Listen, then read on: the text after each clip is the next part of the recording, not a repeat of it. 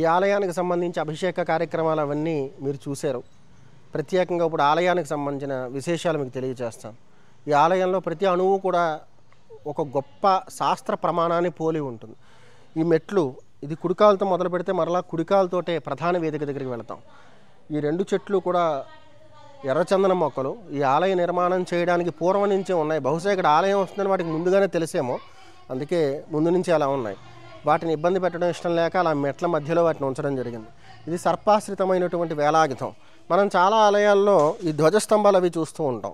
ధ్వజస్తంభాన్ని శిఖరానికి సమాంతరంగా, శిఖరం ఎంత ఎత్తుందో అంత ఎత్తులో పెట్టాలని చాలామంది చెప్తూ ఉంటారు. వాస్తవంగా మీకు ఒక చిన్న మాట చెప్తాను. వాహనాన్ని బట్టి దాని ఎగ్జాస్ట్ డిపెండ్ అయ్యి ఉంటుంది. అలాగే మనం లోపల స్థాపన చేసేటువంటి విగ్రహమూర్తులు ఏవైతే ఉంటాయో వాటి నుంచి ఉత్పన్నమయ్యేటువంటి శక్తి ఏదైతే ఉంటుందో శక్తిని బట్టి ధ్వజానికి సంబంధించిన ప్రమాణం ఆధారపడి ఉంటుందనేది శాస్త్రం యొక్క సారాంశం.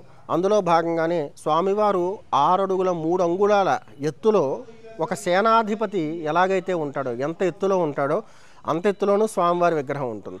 ఇక దానికి పోలే విధంగా అంటే ఆ విగ్రహానికి చేసేటువంటి కైంకర్యాలు ఏవైతే ఉన్నాయో ఆ కైంకర్యాలన్నిటి వల్ల లభించినటువంటి శక్తి ప్రసరణకు కావలసినటువంటి ఎత్తులో 9 అడుగుల ప్రమాణంలో ఈ వేలాయుధాన్ని తయారు చేయించడం జరిగింది. సర్పాశ్రితమైన వేలాయుధం.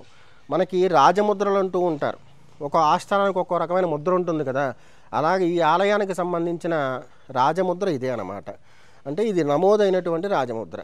ఈ ఆలయానికి సంబంధించిన ముఖ్యమైనటువంటి సమాచారాన్ని తెలియచేసేటప్పుడు కూడా ఇదే రాజముద్రను ఉపయోగిస్తూ ఉంటారు. అది మనం ఆలయానికి సంబంధించిన తలుపుల మీద కూడా చూడవచ్చు, ద్వారబంధాల మీద.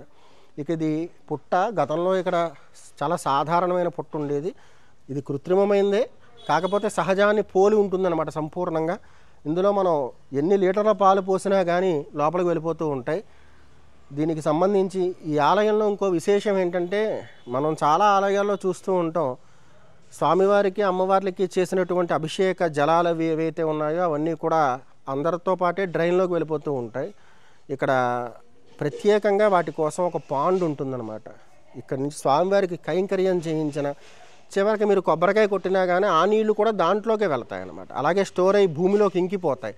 వాటిని డ్రైన్స్ కనెక్ట్ చేయరు.